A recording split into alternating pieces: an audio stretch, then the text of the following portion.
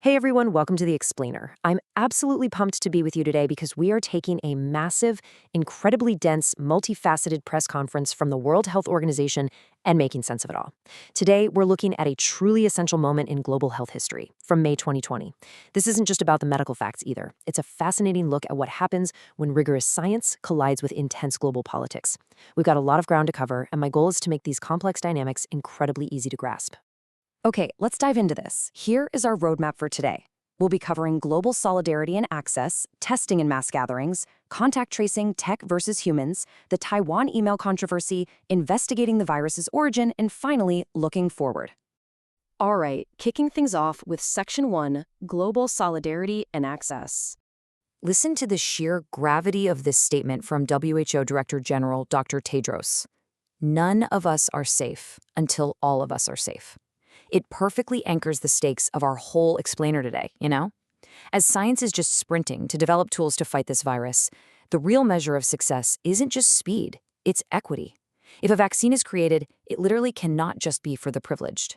With the very real potential for more waves of infection hitting the globe, equitable vaccine distribution is an absolute necessity. And wow, the immediate global response to that call for solidarity was pretty staggering.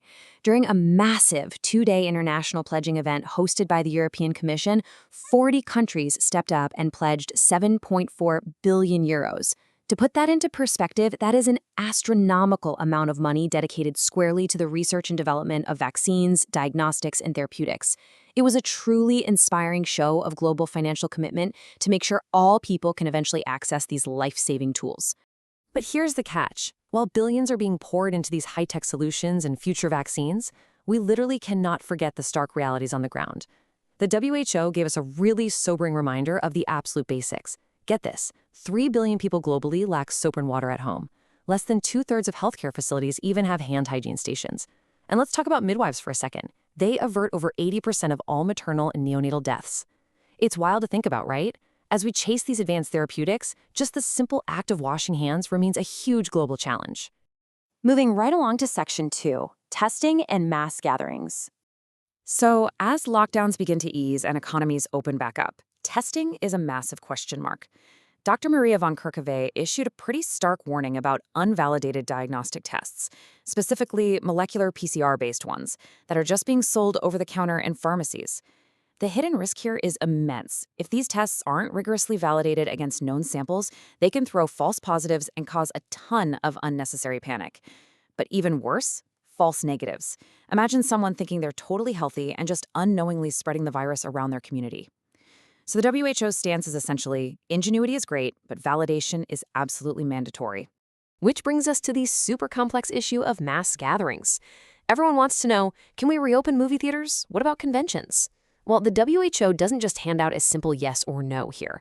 They actually demand a rigorous case-by-case risk assessment. Step 1, you have to assess the absolute risk by checking local virus circulation levels. Step 2 is evaluating the actual venue. Are we talking indoors or outdoors? How's the ventilation?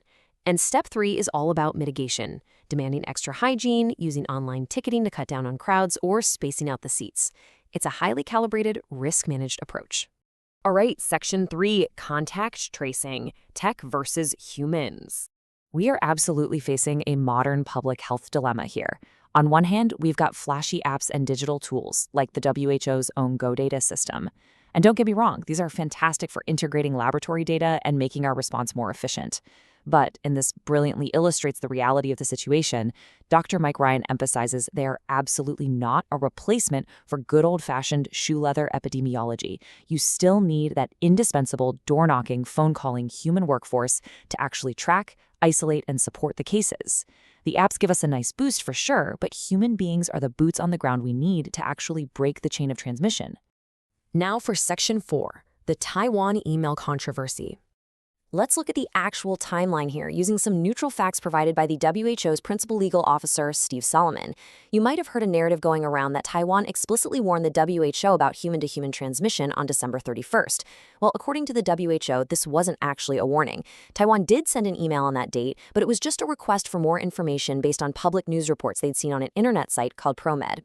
The WHO had actually already picked up on the Wuhan situation that exact same day. They activated their incident management protocols by January 1st, and they were sharing detailed technical guidance globally by January 5th.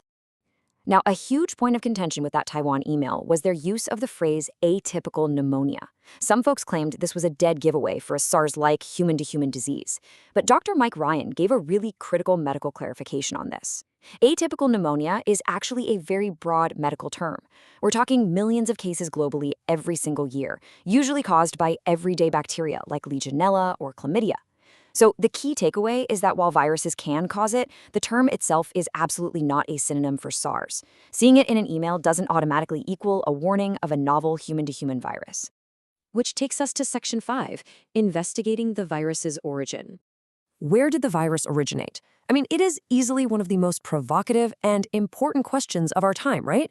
During this press conference, the WHO was asked to respond directly to claims from the United States government suggesting they actually had evidence the virus originated in a laboratory in Wuhan, China. So how did the WHO respond?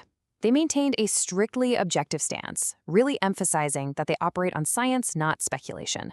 Dr. Ryan pointed out they actually hadn't received any specific evidence from the U.S. government about a lab origin. Instead, they're looking at the data, and over 15,000 full genome sequences overwhelmingly point to a natural origin with a very clear ancestral link to bats. The critical scientific mission right now is finding the intermediate host, the animal that passed it from bats to humans, kind of like what dromedary camels did with MERS. The WHO's ultimate goal is to study that animal-human interface to stop future outbreaks, rather than getting tangled up in an aggressive political inquiry. And finally, Section 6, looking forward. When we look at treatments, the WHO constantly faces questions about how to balance traditional medicine with Western pharmaceuticals. They actually keep a really open mind about this. They point out that a ton of cornerstone modern drugs, from aspirin to antimalarials, literally started as traditional natural remedies recognized by local communities. So the WHO is totally supportive of researching traditional medicines that show promise in treating the virus. But, and this is a massive but, there is a universal requirement for rigorous clinical trials. It doesn't matter if researchers are looking at a natural honey and lemon-based remedy in Africa or a highly publicized pharmaceutical drug like Gilead's remdesivir in the US, the standard is exactly the same. The WHO insists that any treatment with active pharmaceutical ingredients has to undergo strict ethical clinical testing. We have to be absolutely sure those ingredients target the virus and help the patient instead of inadvertently causing harm. Science has to dictate safety, regardless of the continent or where the medicine came from. As we wrap up this explainer today, I want to bring us back to the core identity of the World Health Organization itself.